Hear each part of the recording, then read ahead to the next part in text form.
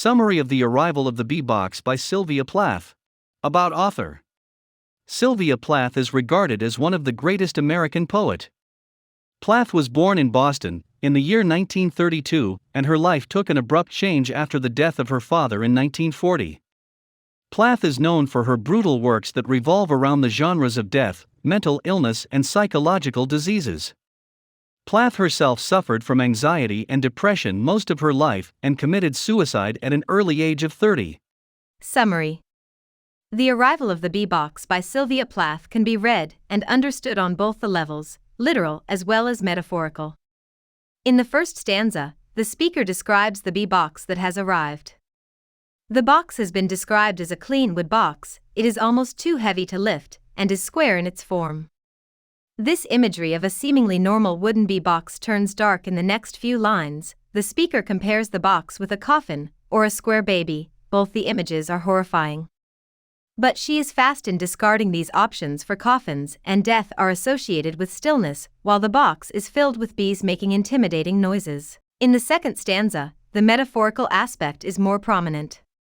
The box has been described as dangerous. The speaker has to keep it with her overnight. There are no windows in it, so one cannot see what lies inside the box. She has to live with the box that does not have any exit. Metaphorically, the box can be seen as human mind troubled with illness.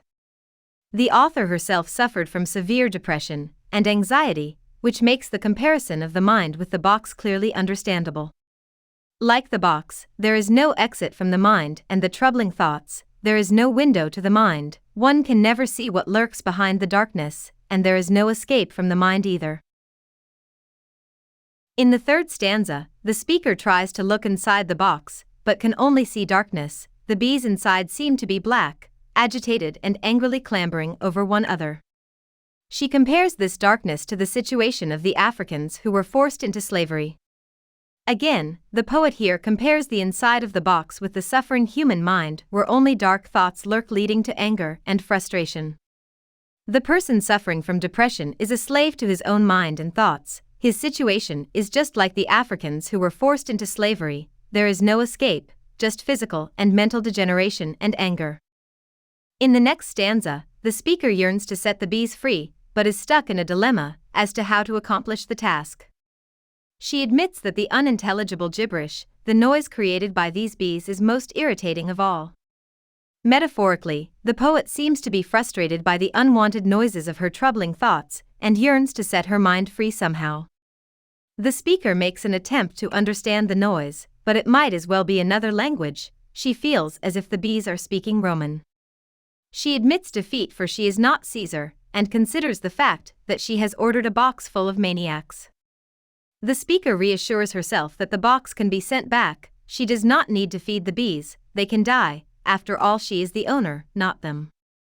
Here, the poet seems to admit defeat, for she is not able to understand her own thoughts anymore, but she is still strong enough to realize that she can conquer this disease, for she is the one who is more powerful. She owns her thoughts and mind, not the other way round.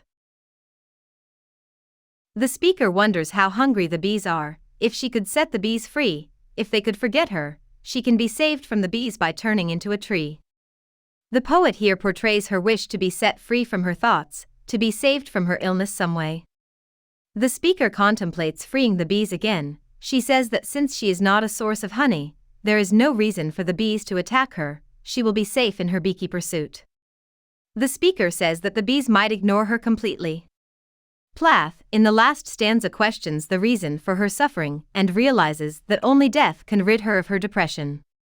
According to Plath, the box is temporary. The end of her physical form will also lead to her freedom from mental slavery. Hope we summarized it fully and you liked it. Please hit the like button and subscribe to our channel so that we are motivated to create more videos.